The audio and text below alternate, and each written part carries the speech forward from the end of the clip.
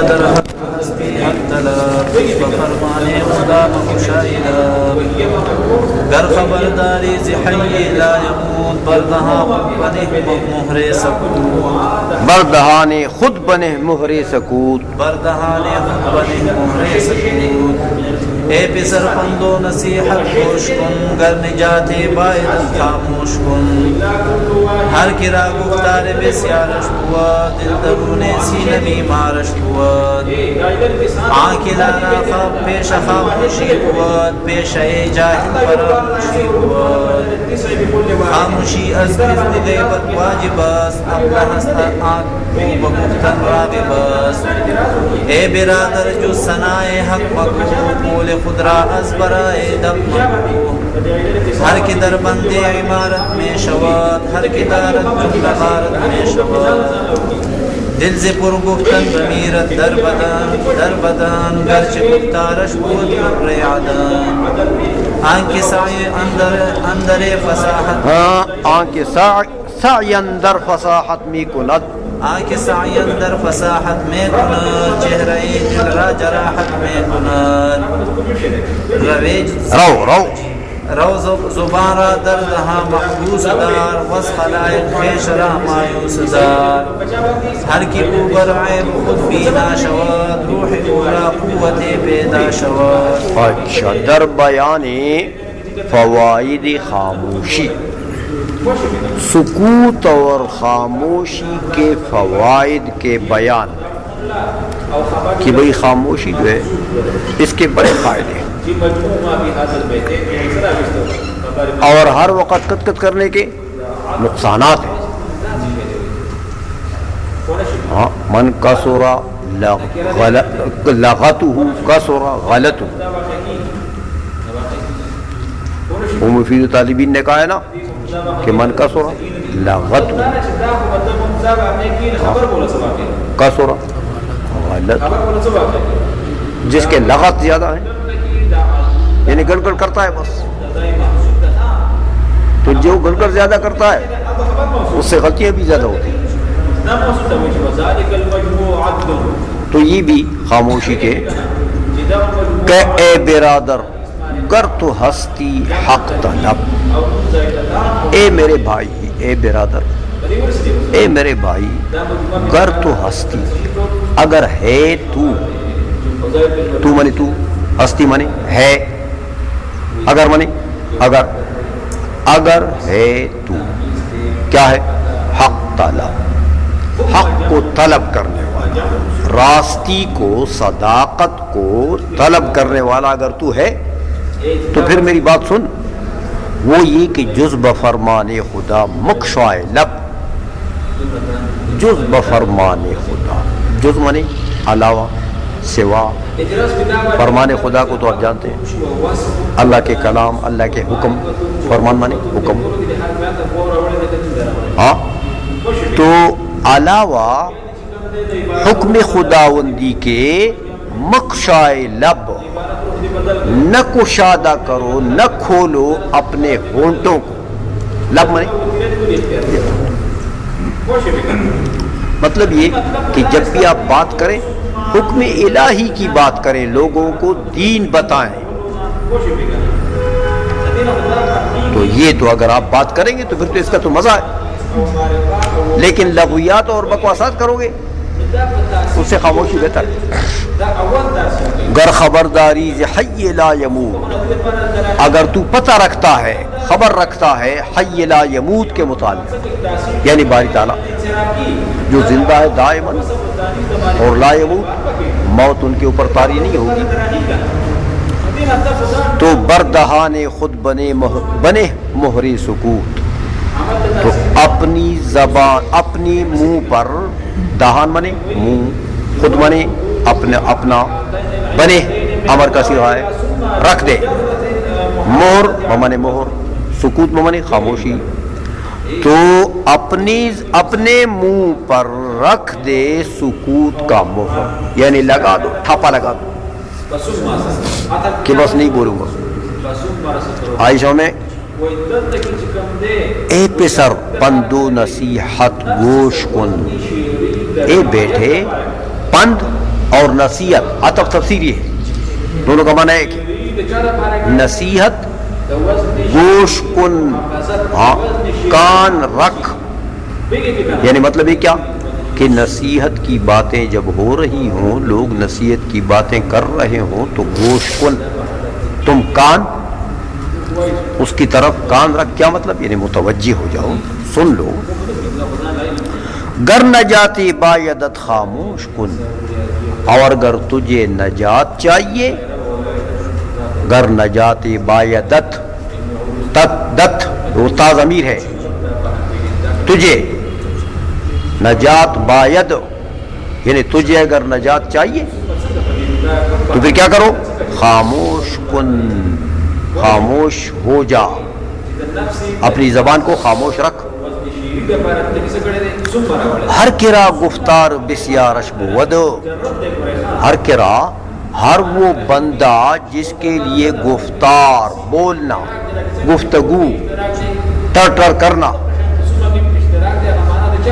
بسیارش بود، ہاں یہ شین بھی ضمیر ہے اس بندے کی طرف عائد ہے، زیادہ، ہر وہ بندہ، ہر کی را، ہاں ہر وہ بندے کے لیے گفتار بسیارش، ہاں کہ جس کا بولنا، جس کا ترجمہ کر رہا ہوں کس کا، شین کا، جس کا بولنا زیادہ ہو، دل درونی سینہ بیمارش بود، تو اس کا دل سینے کے اندر، درونی سینہ سینے کے اندر، بیمارش بود تو اس کا دل، یہ شین ترجمہ کیا کہ اس کا دل سینے کے اندر بیمار ہوگا، یعنی زیادہ بولنے سے دل مردہ ہو جاتا ہے، ابھی آپ کو بتائے گا آگے، زیادہ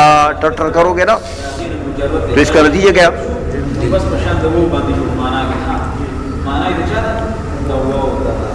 عاقل آرا پیش خاموشی بود، جو عقل مند لوگ ہیں ان کی عادت کیا ہوتی ہے، خاموش، پیشہ عادت، ان کی عادت کیا چیز ہوتی ہے، خاموشی۔ پیشی جاہل فراموشی بود، اور جاہل کی عادت کیا ہوتی ہے، فراموشی، بھلا دینا، ہاں جاہل کی عادت بھلا دینا ہو کہ تم کہو خاموش ہو جاؤ، تھوڑی دیر کے بعد وہ ککڑی کی طرح پھر بولنے لگ جائے گا، ہاں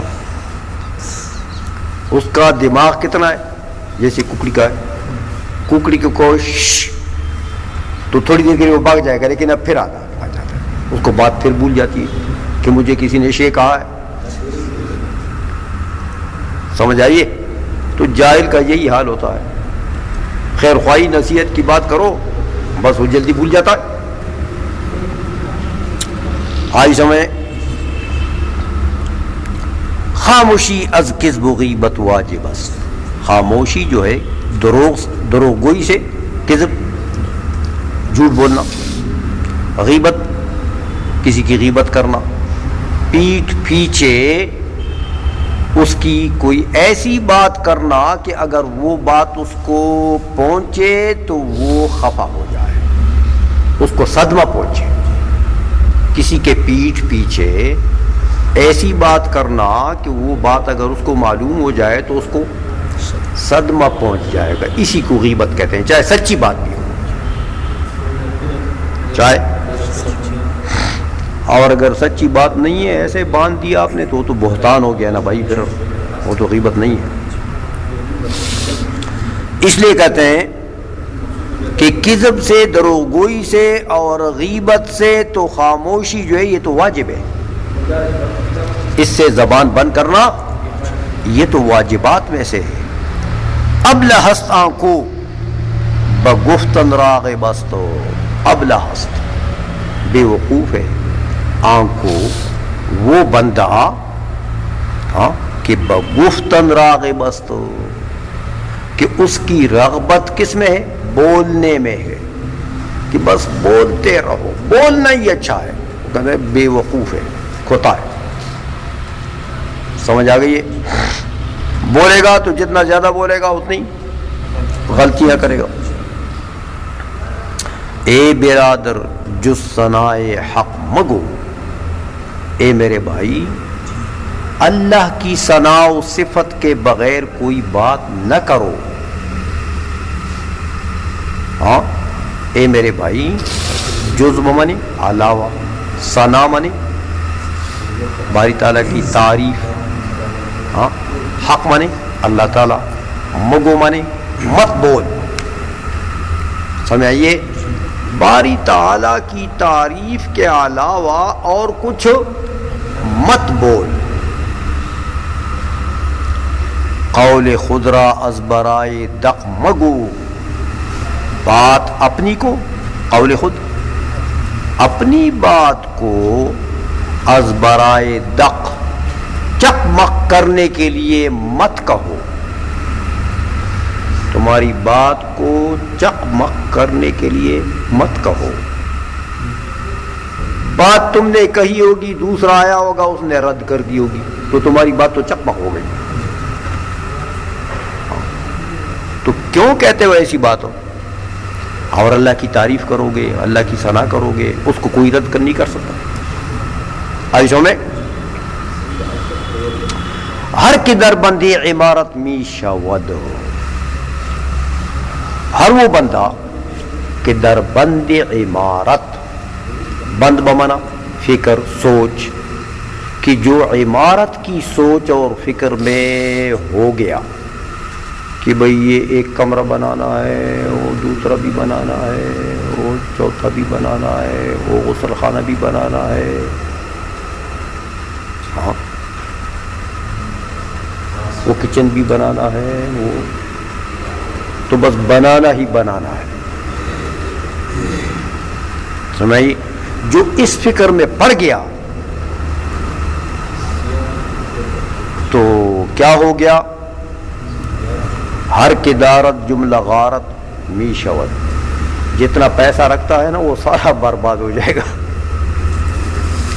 جو عمارت کے فکر میں پڑ گیا تو جتنا کچھ بینک میں جمع کیا ہے سارا غارت ہو گیا.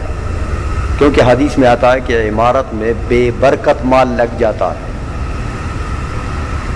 لیکن ہر عمارت میں نہیں. مسجد میں بابرکت مال لگتا ہے، صدقہ خیرات میں بابرکت مال لگتا ہے، لیکن اپنے گھر بنانے میں، اسی لیے بزرگوں نے کہا نا پٹھانوں نے، وہ کہتے ہیں کہ کوٹھے میں لگ گیا تو کوٹھا ہو گیا. کوٹھا بنا تو مال کیا ہو گیا؟ کوٹھا. سمجھائیے، کوٹا کی چو لگی وہی کوٹا شو. سمجھ آئی نا؟ بیا غمال کرکی گلال بس خور شکا. ہاں اس لیے فرماتے ہیں ہر کی در بندی عمارت می شود، ہر وہ بندہ جو فکر عمارت میں ہو گیا، یعنی فکر عمارت میں لگ گیا، بھائی یارا یہ کمرہ بنانا ہے، وہ بنانا ہے، وہ کچن بنانا ہے، وہ دیوار بنانی ہے، تو بس نتیجہ کیا ہوگا؟ ہر کدارت جملہ غارت می شود، جو کچھ بھی وہ رکھتا ہے وہ سارا کا سارا کیا ہو جائے گا؟ برباد ہو جائے گا. تو ایک تو دیکھو نا بربادی کی طرف اشارہ ہے اس کی طرف سے کہ عمارات کی فکر میں لگ گیا، دین رہ جائے گا، نمازیں رہ جائیں گی تمہاری. ہاں دنیا کی فکر میں ہو گیا نا کہ دنیا آباد کرنی چاہیے، یہ مکان ایسا آباد کرنا چاہیے، تو تم میری عبادت کی طرف کہاں ٹائم دو گے پھر؟ دل ز پر گفتن بمیرت در بدن، کہتے ہیں دل ز پر گفتن، پر گفتن مانے زیادہ گفتگو کرنے سے، زیادہ بولنے سے. پر مانے کسی چیز کو پر کرنا، کسی چیز کو بھرنا. تو پر گفتن یعنی زیادہ بولنا. دل جو ہے وہ زیادہ بولنے سے بمیرت مر جاتا ہے، در بدن، بدن کے اندر. زیادہ بولو گے دل اندر مر جائے گا. پھر تمہیں ہم کہتے ہیں نا،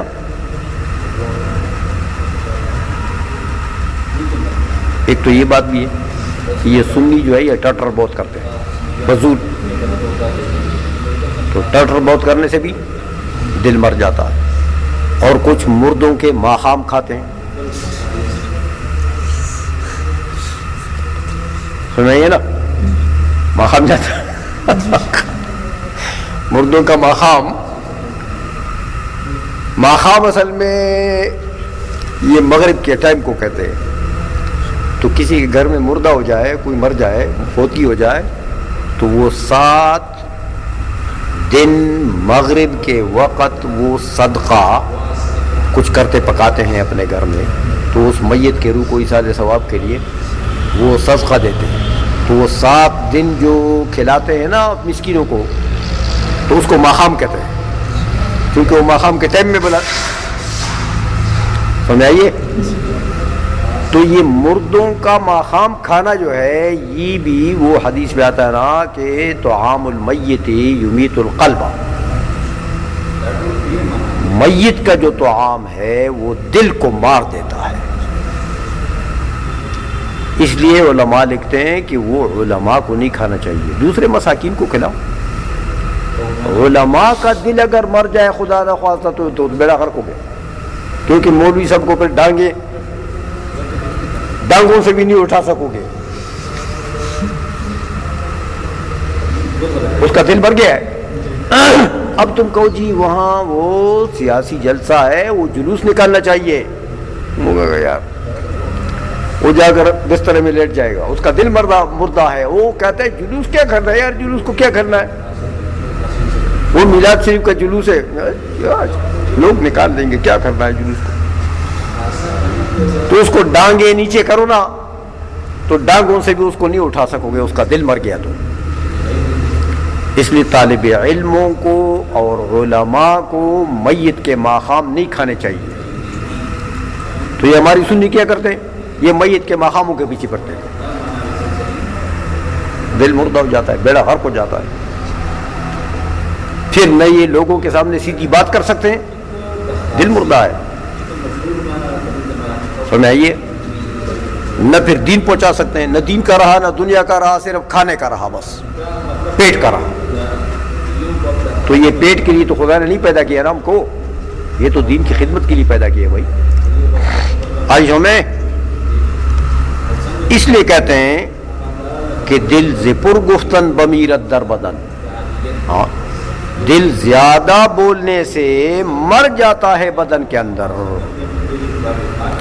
گرچہ گفتارش بود در عدن، اگرچہ اس کے کلمات، گفتارش اس کے شین ضمیر ہے، اس کے گفتار، اس کے کلمات، اس کا کلام کیا ہو، بود ہو، در عدن، عدن کے موتی. کہ اتنے قیمتی کلمات بول رہا ہے کہ آپ سمجھ رہے ہیں کہ یہ تو عدن کے موتی ہیں. پھر بھی یار نہ بولو تو بہتر ہے، زیادہ بک بک مت کرو. اگرچہ تم بڑے حکمت کی باتیں کرتے ہو، بڑی اچھی باتیں کرتے ہو، لیکن اپنے پاس رکھو نا، وقت ضرورت آ جائے گا کام. آج ہمیں آنکھ کے سعی اندر فصاحت می کو نہ دو. وہ شخص جو کوشش کرتا ہے اپنی فصاحت میں کہ لوگوں کو میں اپنی فصاحت اور اپنی بلاغت دکھاؤں، اس لیے تقریر کرتا ہوں، باتیں کرتا ہوں لوگوں کے سامنے. تو چہرے دل را جراحت می کند، اپنے دل کے چہرے کو زخمی کر رہا ہے، وہ اپنے دل کے چہرے کو، ہاں تو دل کو مار رہا ہے. مطلب اگرچہ یہ فساد کے لیے کوشش کرتا ہے کہ میں بڑا فصیح بلیغ مشہور ہو جاؤں. علامہ فرید الدین عطار فرماتے ہیں کہ رو زبارہ دردہاں محبوس دار، جاؤ چلو پھرو دنیا میں، لیکن زبان کو منہ کے اندر بند رکھو.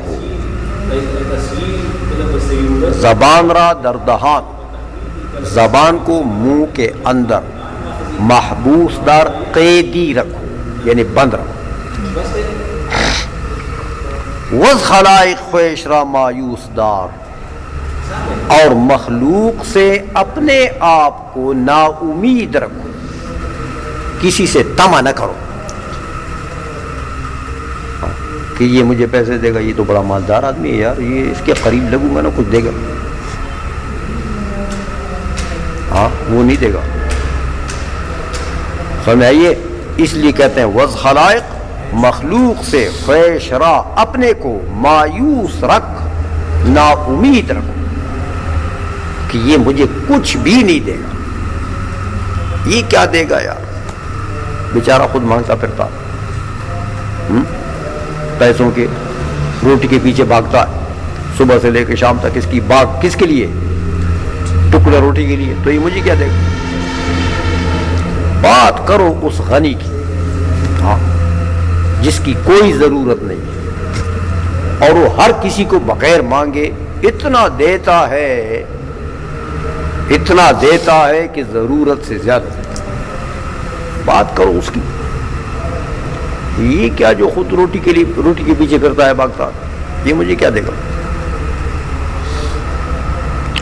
ہر کے اوبر عیب خود بینا شود، ہر وہ بندہ جو اپنے عیب کے اوپر بینا ہو جائے. بینا مانا دیکھنے والا، نابینا نہ دیکھنے والا، اندھا. تو ہر وہ آدمی جو اپنے عیب کو دیکھ لے، مطلب یہ ہے اپنے عیب پر دیکھنے والا ہو جائے. کیا مطلب؟ یعنی اپنی عیب پر آگاہ ہو جائے کہ مجھ میں یہ عیب ہے، یہ عیب ہے، یہ عیب ہے. تو روح اورا قوتی پیدا شود، اس کی روح میں قوت پیدا ہو جائے گی. اس کے روح کے لیے قوت پیدا ہو جائے گی، یعنی اس کے روح میں قوت پیدا ہو جائے گی، اس کی روح قوی ہو جائے گی. ہاں، تو جب روح قوی ہو گئی ہے تو ہو گیا کام. تو خواہشات نفسانیہ پیچھے رہ گئی ہے، روحانی قوت زیادہ آ گئی ہے. سمجھ آئیے؟ تو بس کامیابی تو ہو گئی نا.